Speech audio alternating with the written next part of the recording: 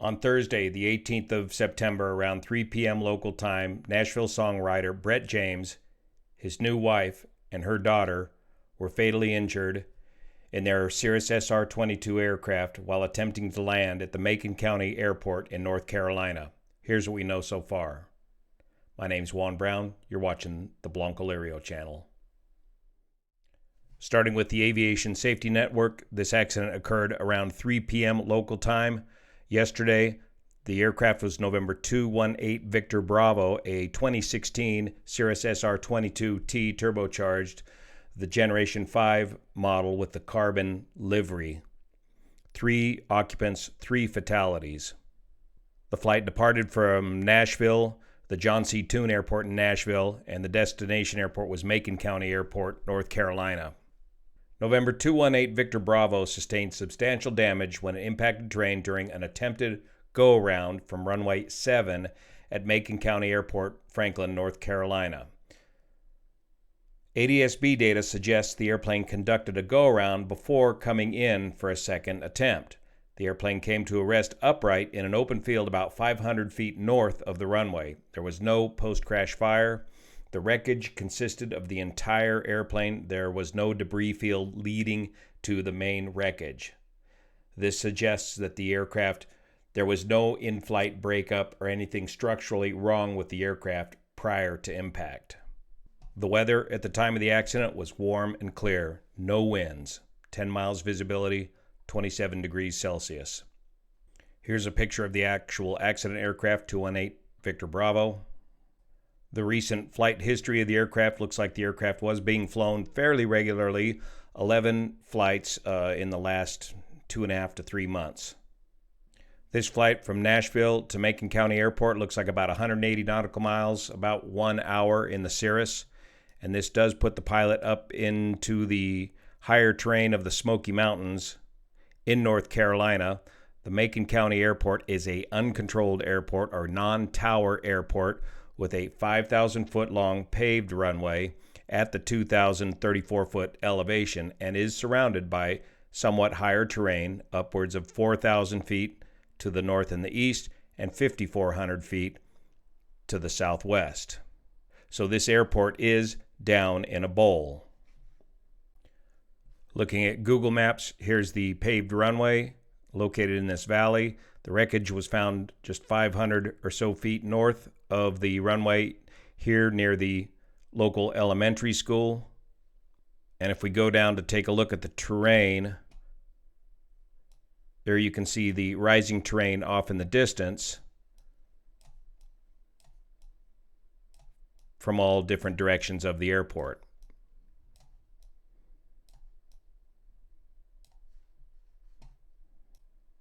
Another possible additional factor, if we look at the NOTAMs for the airport, you'll see that the PAPI lights, or the visual glide slope lights, have been out indefinitely for runway 7, for both runway 7 and runway 25. These are lights that can be used during the day or the night. They're very helpful at night, but they're not required at this particular airport for this particular approach, a visual approach, to help keep you on the proper 3-degree glide path to the runway. 2 red followed by 2 white. PAPI, the Precision Approach Path Indicator lights. Looking at the preliminary ADS-B data here from FlightAware, it looks like the flight was conducted at 11,000 feet, presumably with the autopilot on, probably on an IFR flight plan. The IFR flight plan was then canceled and then descended into VFR conditions for the Macon County Airport. The descent from the cruise altitude of 11,000 feet was started fairly close to the arrival airport, and this forced the pilot into doing a descending 360-degree turn to get down to the traffic pattern elevation there at Macon County Airport. Down to 7,000 feet and 206 miles an hour of ground speed. A right, then a left 360 gets him down to 3,600 feet and 140 miles an hour, where he attempts a straight in to runway 7 out of this circling descending turn. Comes in too high and too hot and does a go-around. Then attempts a second fairly short approach and landing, and that apparently ended up in a go-around as well before the crash occurred just north of the runway, presumably on the second go-around. Now let's look at the granular data of the ADS-B data from FlightAware, showing the cruise altitude at a very consistent 10,850 feet. That'd be corrected to 11,000 feet, autopilot on, and then starting a descent on down into the destination airport. Here we see the first turn with descent rates of upwards of 1,600 feet per minute, 071 being the approach for the final approach for the first attempt at landing. And we got descent rates about 300 to 900 feet per minute. Ground speeds down to 99 knots before initiating a go-around and a turn to the left to the north, climbing between 200 and 500 feet per minute. Keeping in mind that the field elevation is 2,034 feet, this data will have to be corrected for the GPS altitude. Downwind for the second approach, 3,300 feet, about 110, 113 knots of ground speed. Again, there was no wind on the surface at the time of this landing. A second attempt was made. Descent rates varying from 960 to 1,300 feet per minute to 800 feet per minute, suggesting to me a rather unstabilized approach at 113 knots. And then a second go-around was attempted, and look at those ground speeds. 79 knots and 72 knots at 583 feet per minute. In my opinion, this probably will be another case of loss of control by the pilot during a go-around and a stall spin.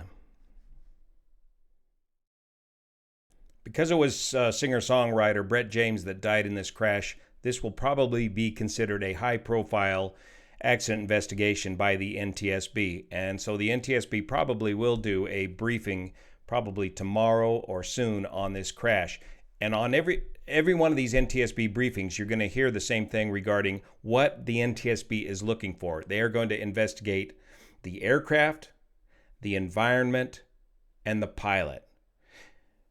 From the looks of the crash of the aircraft, it looks like all parts of the aircraft were there. The NTSB is going to have to go through in great detail the engine of that aircraft to make sure that that engine was operating normally. They're going to get the eyewitness reports. Initial eyewitness reports seem to indicate the first thing somebody heard was the impact itself. There was no indication of a engine problem or a mayday call prior to the crash. The weather appears to be perfect at the time of the crash, so they're going to be looking closely at the pilot. And the question I have is, how long has Brett James been flying, and what sort of training did he get in his Cirrus? Cirrus has professional pilot training for Cirrus owners. Did he go through the entire Cirrus program? And then what sort of background training, what sort of foundation did Brett have prior to purchasing the Cirrus aircraft?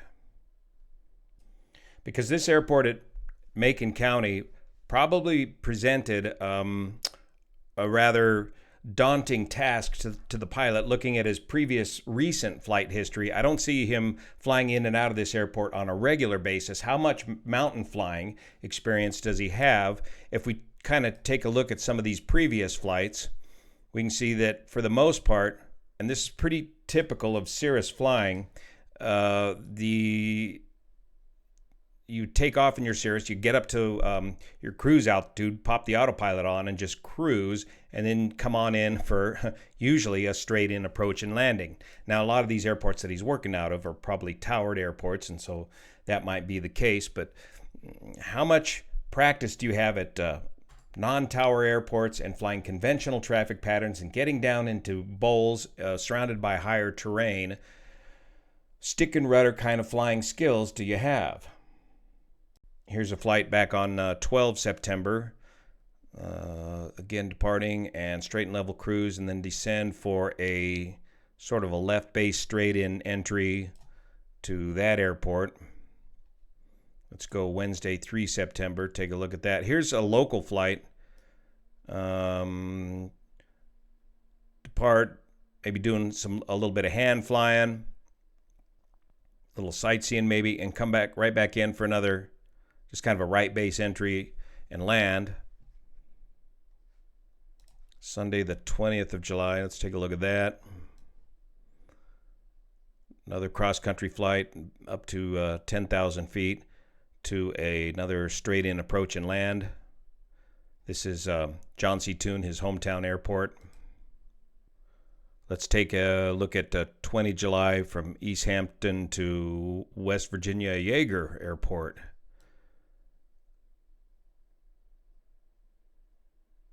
Again, in for just another straight-in approach and landing.